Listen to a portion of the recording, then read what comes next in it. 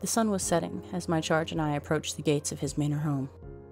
Not even 30 minutes ago, we'd been a group of 4, until being set upon by brigands traveling the old road leading here. I got lucky, having been able to pull this gluttonous oaf from the wagon before a blast of fire scorched us both alive. Abraham and Tornish, managing to evade the explosion as well, were locked in melee with 2 of the bandits before I could get the sputtering noble off the ground. In service of the Zygon Empire, I'd sworn an oath to the throne, and to Her Excellence, Chainbreaker Mercy, who sits it. I'd risen through the ranks, proven myself in the fighting halls, and shown myself to be cut from a stronger cloth than my contemporaries, and risen to the rank of Legatus. My men and I had dealt with brigands before, but this attack was no mere twist of opportunity. These attackers, I knew. Their group didn't have a name, but their leader I was very familiar with.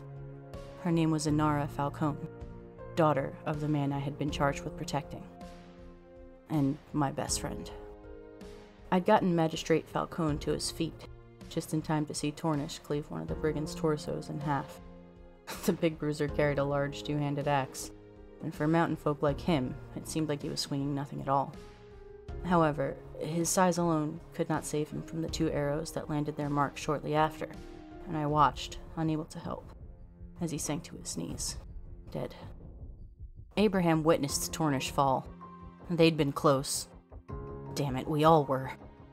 In a blind rage, he practically bounded over to the archer, bringing his mace down with a loud crash to cave the man's skull in. Not 10 paces away, a cloaked woman, she whom I could assume to be the one who blew up the carriage, pointed her open hands at Abraham and began chanting in a language I did not know. Recognizing this, Abraham made a mad dash towards her, but her incantation was too quick.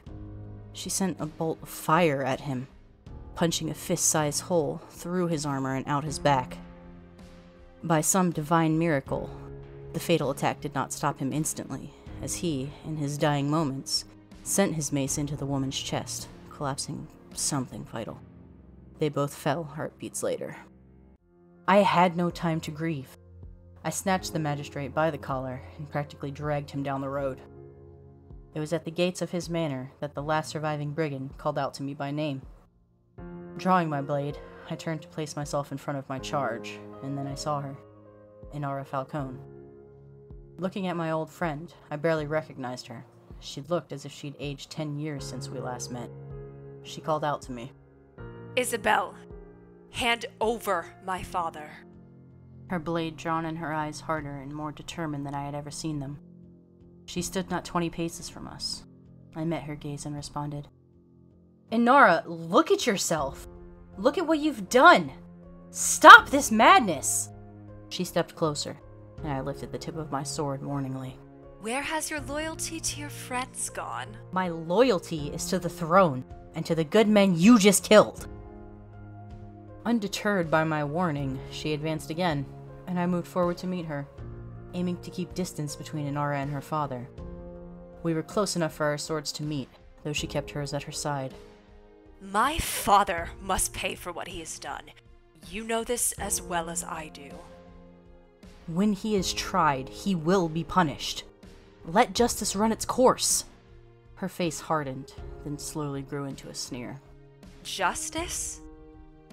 There's no justice in this world. Proof of that alone is that shiny gold armor you're wearing. She lunged, and our blades met as I snapped mine up to deflect her blow. The familiar weight and pace, the heartbeat of the duel. It was a language of its own, one we both knew as well as we'd once known each other. Each strike of sword against sword was a memory of days long past. Days when we were children, running around a schoolyard with wooden swords, and dreaming of the day we'd hold real steel in our hands. She went low, and I caught her blade with my own, deflecting it as if this was a practice dance. Another blow, another memory of when we'd trained together, pushing one another to try harder, to be better. We'd become best friends through that practice, that shared hardship, and as our eyes locked, I searched for that friend and saw nothing. With a swift overhead swing, I aimed for her, but she countered it with a graceful lunge.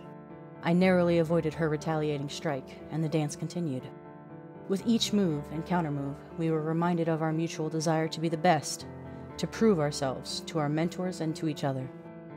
Our bond was strong, but over the years, it had turned into a bitter rivalry.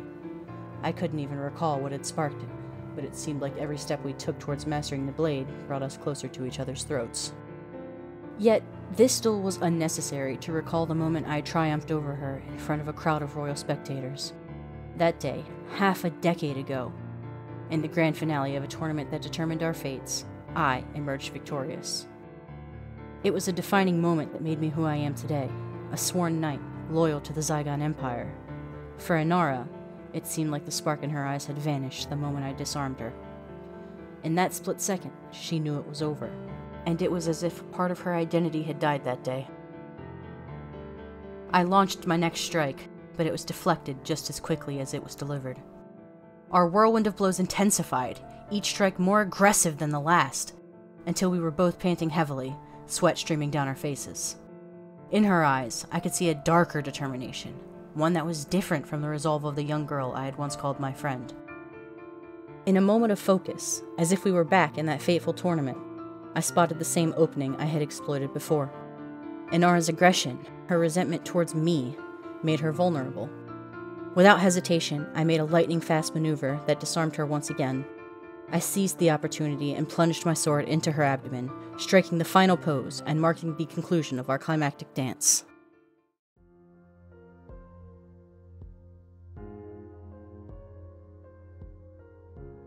For a moment, everything was still.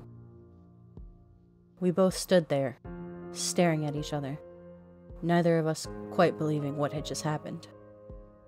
And then, slowly, she fell.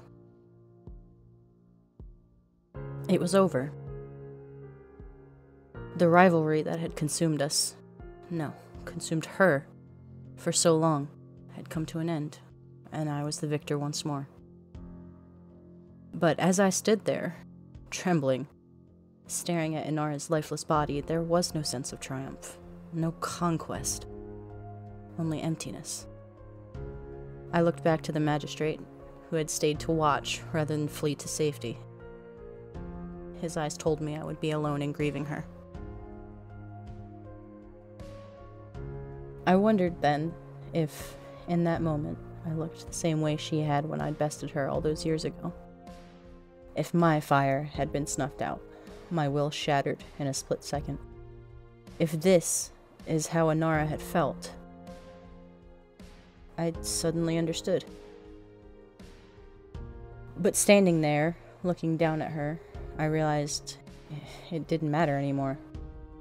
Inarah had once been my friend, my partner, and my rival. But now she was gone, and I was left alone with my victory.